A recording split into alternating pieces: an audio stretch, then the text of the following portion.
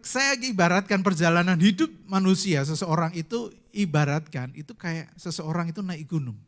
Naik gunung perjalanan. Kalau naik gunung perjalanan yang sangat jauh, sangat terjal, berat nggak naik gunung? Bisa jadi berat, bisa jadi ringan, tergantung kepada siapa diri kita. Apakah kita adalah orang yang kuat? Kalau kita orang yang kuat biasa naik gunung, maka naik gunung adalah hal yang ringan, betul nggak? Tapi ketika kita tidak biasa naik gunung, maka naik gunung itu menjadi suatu yang berat juga. Betul ya? Tetapi ketika kita sedang naik gunung, sedang menjalani hidup ini seperti naik gunung, tujuan kita adalah di puncak gunung dong, betul ya? Kita nggak mungkin berhenti di tengah jalan, benar nggak? Kalau kita berhenti di tengah jalan artinya kita tidak pernah mencapai yang namanya tujuan. Sepakat dengan saya? Sepakat ya? Begitu juga di dalam hidup kita, masing-masing kita, Tuhan punya plan nggak atas hidup kita? Tuhan punya tujuan nggak? Punya kan? Dan tujuan kita itu ibaratnya ada di atas gunung nih. Sepakat dengan saya? Sepakat? Tuhan punya tujuan hidup buat kita masing-masing. Dan itu adalah end goal-nya kita. Akhir dari tujuan kita. Sepakat? Tapi permasalahannya adalah kalau kita hanya menjalani hidup ini berhenti di tengah jalan saja, berhenti di tengah gunung, ada di tengah-tengah, sudah stop aja di situ, tidak melanjutkan sampai puncak. Oke, yang terjadi apa? Sampai enggak kita ke tujuan? Boleh di next slide-nya? Sampai enggak ke tujuan? Enggak sampai kan? Cuma di tengah-tengah aja. Kalau kita merasa bahwa Kak perjalanan naik ke atas gunung itu berat. Tapi kalau kita boleh tahu, hidup kita tidak sedang berjalan sendiri loh. Halo? Ketika kita naik gunung, ada yang memandu kita, ada yang menolong kita. Ketika kita lemah, ada yang narik kita, ada yang mendorong kita, ada yang mensemangati kita. Kira-kira kita bisa nggak sampai ke atas gunung? Bisa, karena ada pemandunya. Ada yang membantu kita, ada yang menyertai untuk kita bisa sampai ke atas gunung. Dan begitu pula ada Tuhan di dalam perjalanan hidup kita. Amin. Karena itu ketika kita berjalan di dalam perjalanan hidup kita, jangan pernah berhenti di tengah jalan. Sampai pada batas akhir di dalam tujuan hidup kita. Amin. Nah, kita akan belajar hari ini dari Yosua. Next. Kita tahu ya siapa Yosua? Mana Yosua? Yosua bukan teman kita ya. Bukan ya. Yosua itu siapa Yosua? Yosua adalah asistennya Musa, betul ya? Lalu abdinya Musa. Dia adalah orang yang menggantikan kepemimpinan Musa. Betul? Ketika Musa dipanggil Tuhan naik, maka yang melanjutkan perjalanan bersama dengan bangsa Israel adalah Yosua. Bayangkan kalau Anda tahu ya, cerita Musa kan tahu ya, semua lulus sekolah minggu ya. Tahu ya cerita Musa, ketika dia pimpin bangsa Israel nurut-nurut aja enggak? Enggak. Di tengah jalan dia memberontak. Di tengah jalan bahkan dia mau mengkudeta Musa. Bahkan Musa mau dibunuh. Dia selalu protes sama Musa, mana enggak ada makanan, enggak ada minuman, ada minuman pahit gitu. Marah. Protes terus enggak? Dan Yosua lihat itu enggak? Lihat. Dan ketika Yosua disuruh Tuhan untuk menggantikan Musa, dia gimana pikirannya? Perasaannya gimana? Kira-kira takut atau pede aja? Tuhan, Musa saja sampai dia marah loh, emosi. Musa yang hatinya sangat lembut, bahkan dia sampai pernah emosi kan. Dia akhirnya pukul batu, betul? Itu Musa. Gimana saya Tuhan? Gimana Yosua, bener gak? Dia ada ketakutan, pimpin bangsa segede gini. Dan pimpinnya tidak jalan-jalan loh. Musa pimpin bangsa Israel itu keluar dari Mesir. Muter-muter di padang gurun, betul ya? Udah sampai ke tanah Kanaan, Musa naik ke surga. Betul? Diangkat Tuhan. Terus Yosua suruh ngapain? Perang. Bener gak? Tugas pertama cerita Yosua apa? Dia harus menghancurkan apa? Tembok Yeriko. Benar? Di depan dia ada tembok Yeriko. Ada perjuangan yang dia harus melawan musuh-musuh di situ. Betul? Kira-kira Yosua perasaannya gimana? Takut, dia gentar. Menggantikan tokoh yang begitu besar. Nah, kita lihat, next slide. Kitab Yosua ini dimulai setelah Musa meninggal, maka ada kitab ini. Lalu nextnya, Yosua yang selama ini menjadi asisten Musa untuk menggantikannya untuk memimpin bangsa Israel menuju apa? Tanah perjanjian. End goal-nya Yosua adalah memimpin bangsa ini untuk apa? Mendapatkan tanah perjanjian. Tidak berhenti di tengah jalan. Oh enggak. Tapi pimpin bangsa ini menjadi ke dalam sebuah journey, ke dalam sebuah perjalanan untuk bangsa ini terima yang namanya apa? Tanah perjanjian. Kita lihat ayatnya, next slide. Yosua 1 ayat 9. Di situ dikatakan, saya bacakan buat teman-teman. Bukankah telah kuperintahkan kepadamu, kuatkan dan teguhkanlah hatimu. Janganlah kecut dan tawar hati, sebab Tuhan Allahmu menyertai engkau kemanapun engkau pergi. Di situ Tuhan ngomong sama Yosua, kuatkan dan teguhkanlah hatimu. Kalau di dalam ayat 1 sampai ayat 9 itu ada beberapa kali Tuhan ngomong sama Yosua, kuatkan dan teguhkanlah hatimu, kuatkan dan teguhkanlah hatimu. Kalau Tuhan sampai mengulangi kata ini, kalimat ini berulang-ulang, artinya ini adalah sesuatu yang penting, betul? Artinya dia tahu kondisi Yosua bahwa dia sedang mengalami masalah, dia sedang mengalami ketakutan. Dan buat teman-teman yang ada di sini, apakah engkau sedang mengalami masalah saat ini? Di dalam hidupmu. Entah itu masalah pekerjaan, entah itu masalah pasangan hidup, entah itu masalah rumah tangga, apapun. Entah itu masalah ekonomi, entah itu masalah kesehatan, masalah yang seakan-akan membuat engkau takut, membuat engkau gentar, gak ada solusinya Tuhan. Aku gak melihat ada jalan keluar di situ, aku gak melihat ada rencana Tuhan di situ bahkan. Tapi Tuhan katakan hari ini, Tuhan katakan kepada kita, kuatkan dan teguhkanlah hatimu, amin. Amin. Kalau kita lihat, next slide, kuatkan hatimu. Kata kuatkan itu berarti perkuat atau peganglah erat. Ini artinya apa? Ini menekankan tindakan aktif dari Yosua yang secara sengaja menguatkan dirinya. Jadi yang harus menguatkan dirinya itu siapa? Yosua. Tuhan katakan kuatkanlah hatimu. Itu tidak tiba-tiba ketika Yosua berdoa tiba-tiba celingguh terus hatinya langsung kuat. Oh enggak. Tapi di situ ada maksud, ada sebuah usaha aktif, ada sebuah hal yang dia harus kerjakan, Yosua harus kerjakan untuk apa? Memperkuat dirinya. Next point. Memperkuat dirinya. Poin yang ketiga, lihat di situ. Kekuatan yang dimaksudkan bukan hanya kekuatan fisik. Next. Bukan hanya kekuatan fisik. Jadi bukannya Yosua harus pergi ke gym gitu ya. Olahraga gitu, angkat barbel. Wah kuat untuk apa? Untuk perang. Lawan bangsa Filistin. Melawan apa? Wah menghancurkan tembok Yeriko dia harus kuat. Oh enggak, bukan itu yang dimaksud Tuhan. Ketika Tuhan ngomong kuatkan dan teguhkanlah hatimu. Tapi itu berbicara tentang apa? Keteguhan pikiran, perasaan dan iman. Karena hati itu bicara apa? Pikiran, perasaan, iman kita. Itu yang perlu dikuatkan. Itu terlebih dahulu yang perlu dikuatkan.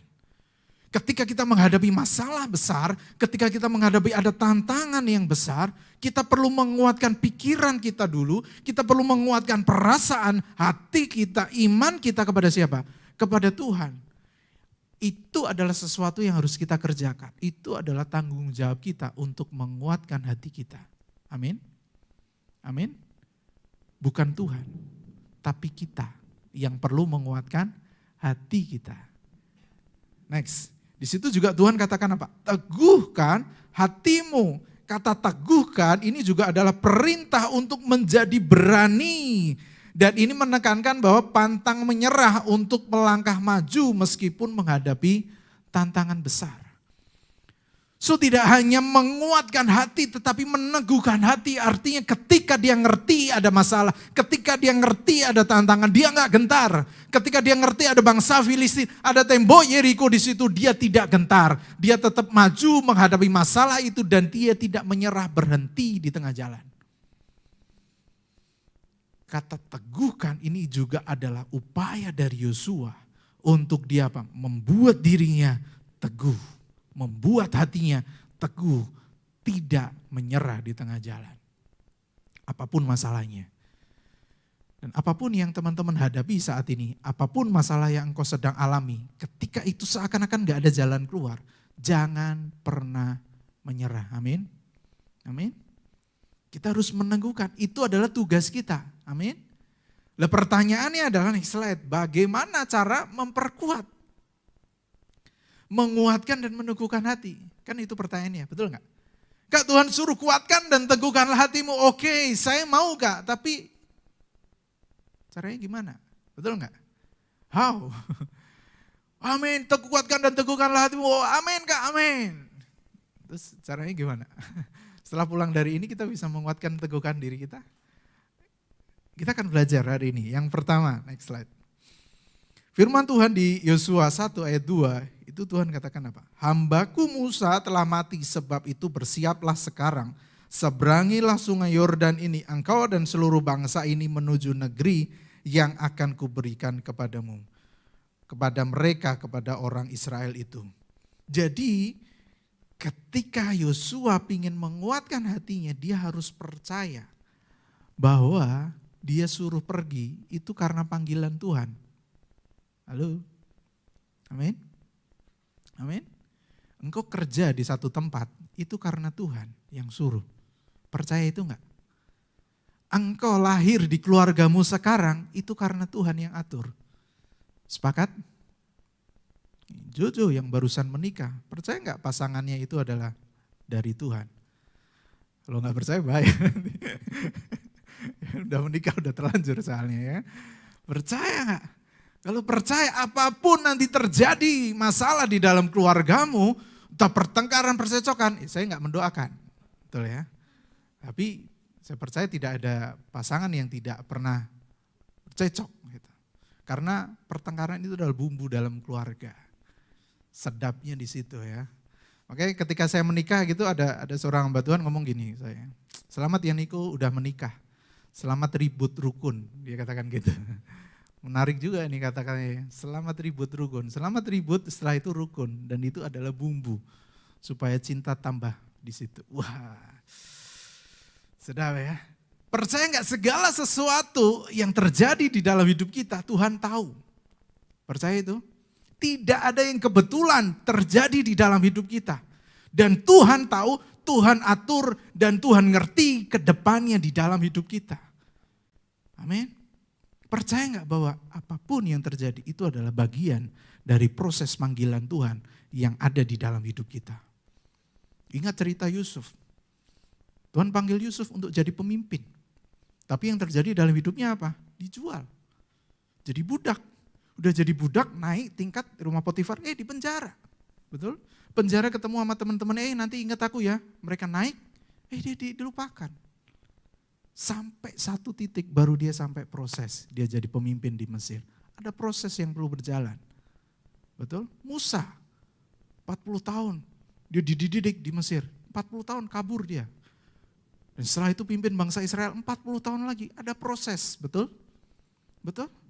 Jadi ketika ada masalah yang terjadi di dalam hidupmu, itu adalah proses dan percaya itu panggilan Tuhan. Maka ketika kita mau menguatkan, kita meneguhkan hati kita, kita harus punya keyakinan, percaya bahwa apapun yang terjadi di dalam hidup kita, itu adalah bagian dari proses panggilan Tuhan di dalam hidup kita. Karena itu jangan pernah menyerah, karena Tuhan yang suruh. Kalau Tuhan yang suruh, dia pasti ngukur enggak kekuatan kita. Betul?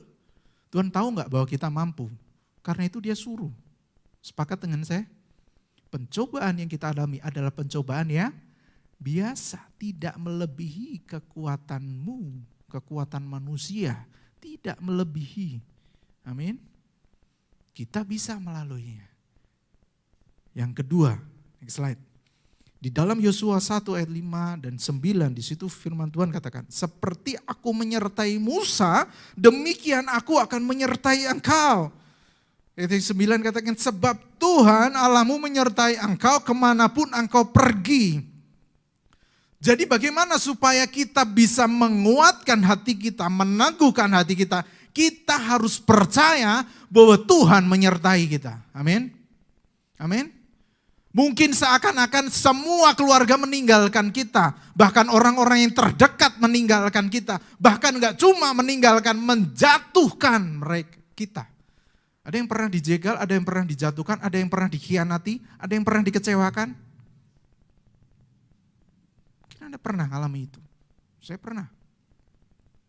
Tapi percaya, ada satu pribadi yang selalu menyertai engkau. Yaitu siapa?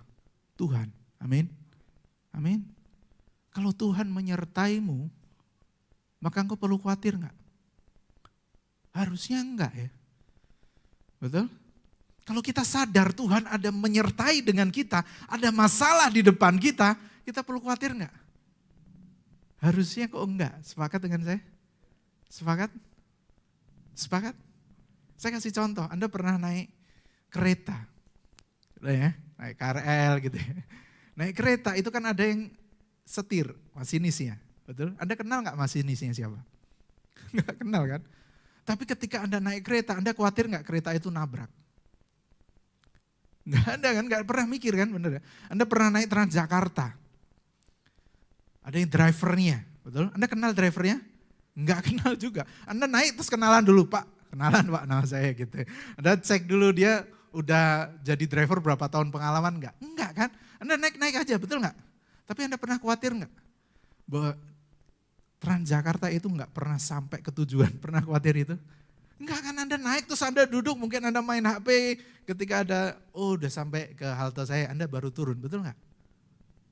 Nah, ketika Anda berjalan hidup ini, ada Tuhan bersama dengan engkau. Kenapa engkau khawatir? Harusnya kok enggak ya, betul? Karena nyatanya ketika kita disetirin sama orang lain yang kita nggak kenal dan dia adalah manusia, kita nggak khawatir loh. Sepakat dengan saya? Sepakat? So ketika apapun masalah ada di depanmu, kuatkan dan teguhkanlah hatimu. Kenapa? Karena Tuhan menyertaimu. Amin. Amin. Dan yang ketiga kita lihat, next slide. Di Yosua 1 ayat 7 dan ayat 8. Saya bacakan ayat yang ke-7 dulu. Hanya kuatkan dan teguhkanlah hatimu dengan sungguh-sungguh. Bertindaklah hati-hati sesuai dengan seluruh hukum yang telah diperintahkan kepadamu oleh hambaku Musa. Janganlah menyimpang ke kanan atau ke kiri, supaya engkau beruntung kemanapun engkau pergi. Jadi poin yang ketiga, kita harus bertindak hati-hati. Anda naik gunung, Anda berjalan, Anda pasti lihat nggak jalan setapak, betul kan? Pasti kan ngikutin jalan setapak, betul ya? Nggak mungkin, wah Kak saya jagoan, Kak, saya mau terabas aja Kak. Ada semak-semak Anda terabas gitu, padahal jalannya ke depan gitu, Anda terabas, wah karena Anda mungkin punya jiwa adventure gitu ya. Anda terabas itu, tahu di situ jurang, nyemplung, mati, betul ya? Ketika kita berjalan di dalam hidup ini, kita perlu ada yang namanya apa? Kehati-hatian di dalam langkah. Sepakat dengan saya? Sepakat? Di dalam kita bekerja, di dalam kita kuliah, di dalam kita membangun rumah tangga, di dalam kita bersosialisasi dengan orang-orang yang ada di sekitar kita, di dalam kita melayani, kita perlu hati-hati di dalam kita melangkah. Sepakat? Gak mungkin dong kita ngawur-ngawur aja. Jadi Kesia, WL gitu ya. Pastikan hati-hati mempersiapkannya, betul gak Kesia? Sungguh-sungguh. Ketika dia nyanyi pun juga nyanyinya sesuai dengan teks lagunya, betul gak? Sesuai dengan notnya. Pemain musik semua juga mainnya dengan hati-hati. Preparing dulu, mereka ngulik dulu, betul gak? Di dalam hidup kita, di dalam kita menjalani hidup kita, di dalam kita bekerja, ada yang perlu kita tahu, ada yang perlu kita lakukan, yaitu apa? Kehati-hatian. Kehati-hati ini maksudnya apa? Apakah hati-hati banyak anak-anak? Enggak gitu ya. Hati-hati maksudnya apa? Bertindaklah hati-hati sesuai dengan apa? Firman Tuhan. Jangan menyimpang ke kanan, jangan menyimpang ke kiri. Hiduplah benar, artinya apa? Hiduplah dengan integritas. Amin. Ketika engkau hidup dengan integritas, maka engkau gak perlu khawatir akan masa depanmu. Percaya? Kalaupun engkau dipecat karena integritas, percayalah itu adalah bagian dari proses. Tuhan akan siapkan yang lebih baik. Karena kita berjalan sesuai dengan apa? Firman Tuhan. Lah kalau kita suruh Tuhan untuk berjalan sesuai dengan firman Tuhan, tapi kita nggak pernah baca firman Tuhan, caranya gimana? Betul?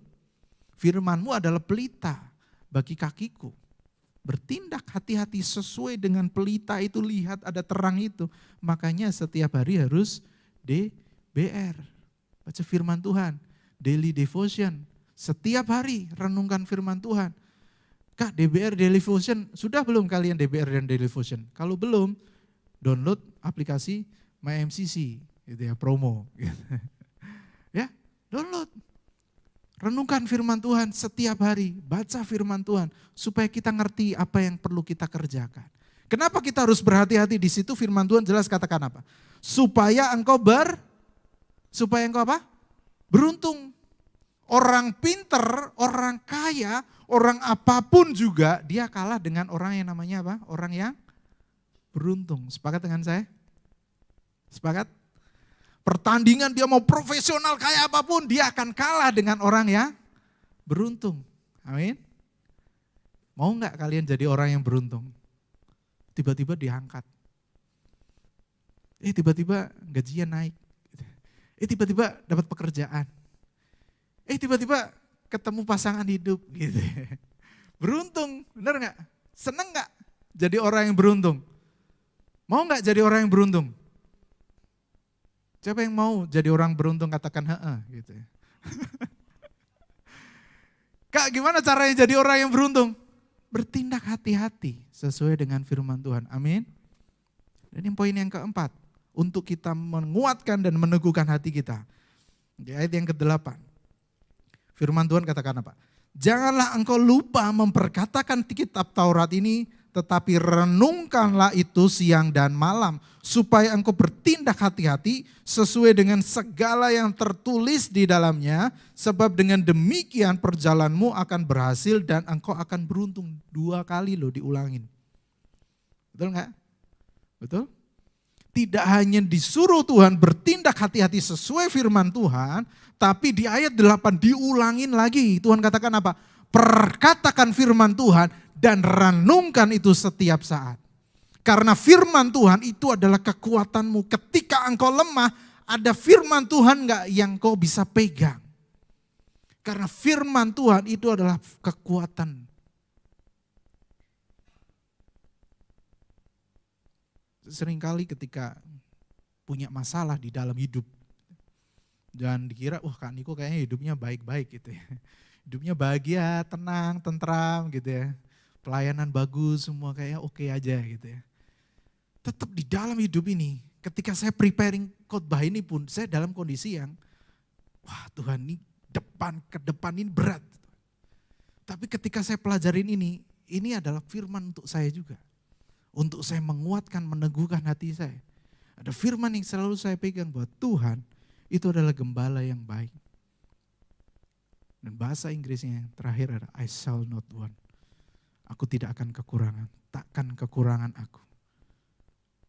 Kalau Tuhan bersama dengan aku, it's more than enough. Tuhan ketika engkau bersama dengan aku, I shall not want. Aku gak punya keinginan apa lagi. Cukup. Udah ikut Tuhan aja, cukup Tuhan. It's more than enough. Apa yang Tuhan suruh, ketika sama seperti lagu tadi kan, firman-Mu itu adalah pelita. Firman itu berdaulat di dalam hidup kita. Perkatakan firman Tuhan setiap hari. Renungkan, itu yang akan menjadi kekuatan di dalam hatimu. Amin. Amin. Itu yang akan meneguhkan hatimu. Sehingga ketika engkau mengalami sebuah masalah, ketika engkau mengalami ada satu tantangan di depan, engkau pegang ada firman Tuhan. Pencobaan-pencobaan yang aku alami adalah pencobaan yang biasa. Aku percaya bahwa ini Tuhan pasti akan berikan jalan keluar. Rancangan Tuhan yang terjadi di dalam hidupku adalah rancangan ya damai sejahtera. Bukan rancangan kecelakaan. Apa yang terjadi di dalam hidup? Perkatakan firman, itu yang akan menguatkan engkau. Amin. Renungkan, enggak cuma ngomong ya, enggak cuma perkatakan, tapi renungkan siang dan malam. Artinya apa? Setiap saat engkau merenungkan, itu yang akan menjadi kekuatan di dalam hidup. So, jadi bagaimana cara kita menguatkan dan meneguhkan hati kita? Ada 4 poin. Ingat ya, bahwa menguatkan dan meneguhkan hati kita itu adalah bagian kita. Sepakat? Sepakat? Bukan Tuhan, itu adalah bagian kita. Tuhan bagiannya adalah menyertai engkau dan saya. Amin? Itu adalah bagian kita. So, ada 4 poin cara kita menguatkan dan meneguhkan hati kita. Yang pertama, next slide. Yang pertama adalah percaya panggilan Tuhan. Yang kedua, percaya penyertaan Tuhan. Dan yang ketiga, bertindak sesuai dengan firman. Dan yang keempat, perkatakan dan renungkanlah firman Tuhan. Amin.